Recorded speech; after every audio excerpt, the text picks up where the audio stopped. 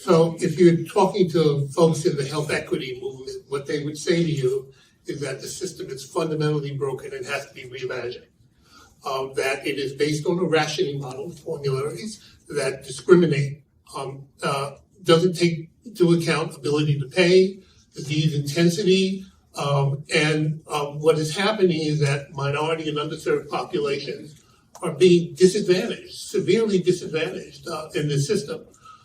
So we have to have a new healthcare system. It has to be fundamentally based on patient outcomes. It's a journey that we have to take. It's not going to happen overnight. But I think the conversation that's going on, certainly in minority communities, and I use the word minority advisedly because 40% of the U.S. population is minority. By the time we get to 2030, they're the majority. There's an emerging market in healthcare that you're not paying attention to. You're not hearing their voices. And what they're saying is the inequalities in the system cannot persist. This conversation is all about money, but we want to have a conversation about life. We want to have a conversation about protecting our families. And so I think there's a movement afoot that you may not be sensitive to that is saying that this system is fundamentally broken. It does not serve patients very well.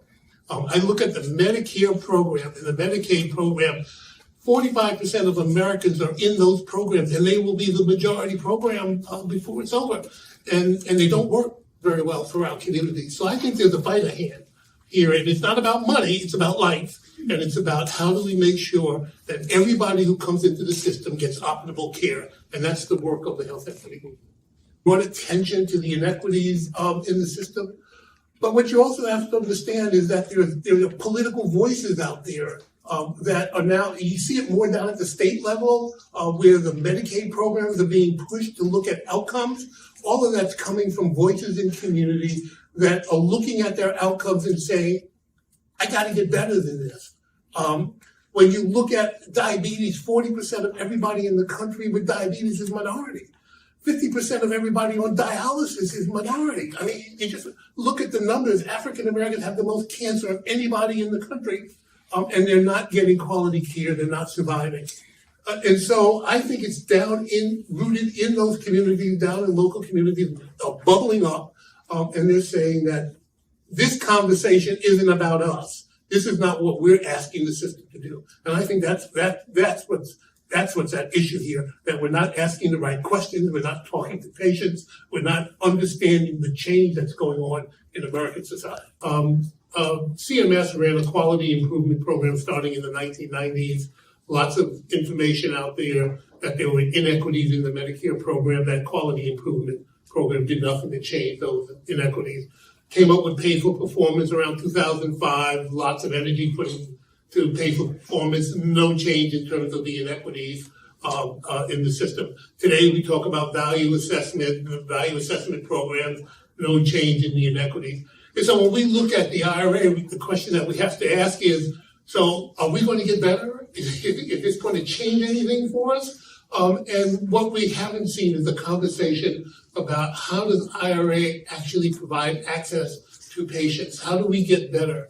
And so that's the lens that we're looking at it. We're looking at it, and the measurements that we're using is patient outcomes. How do patients get better by this legislation? And that's the conversation that we want to have. We built this system that refuses to acknowledge that its purpose is to mitigate patient risk. Period, full stop. It's not a healthcare system. It's elevating patient risk. And what we see in the system, it's elevating patient risk. That's what the health disparities movement is trying to communicate, that our people are going into the healthcare system and it's making them sicker, right? And that's not healthcare. So, so the complexity is man-made. We can actually simplify this very, very quickly by getting focused on what is our purpose. Our purpose is to mitigate patient risk. Anybody who tells you that a healthcare system should be elevating a patient's risk is not talking to you about healthcare. And so that we just simplify it and cut to the chase here. And then obviously what we need to do is understand how do we spend our money as we mitigate patient risk? Who's contributing value there? That's the question, right? And everybody has to belly up to the bar and say, here's my value, here's my transparency, here's what I'm bringing to the system, and we're measuring patient outcomes. Right? CMS doesn't measure patient outcomes. There's no number. CMS is not saying I'm trying to reduce diabetes hospitalizations or cardiovascular events. It's not doing that. It's a dumb system insofar as patient is concerned. So I stand on the side to say that healthcare is not as complicated as we're trying to make it, right? Because we are putting things in place that have nothing to do with mitigating patient risk. America is unique in this conversation.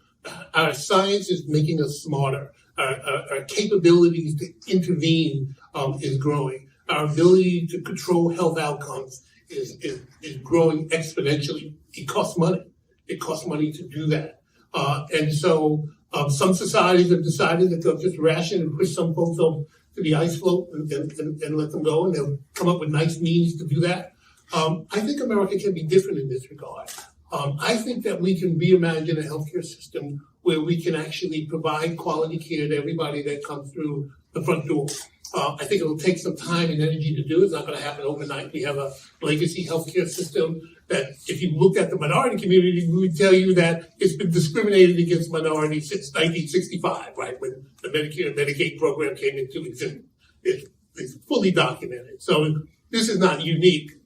What we're saying is the moment has come to think differently, to give ourselves some space here so that we can reimagine the system, that we should reimagine HHS. We should give it some new orders and direction because it is living on an old chassis that no longer works for us. And I realize that, this sounds like a discordant note when you stand up and say, I actually want a healthcare system that is focused on patients and not money.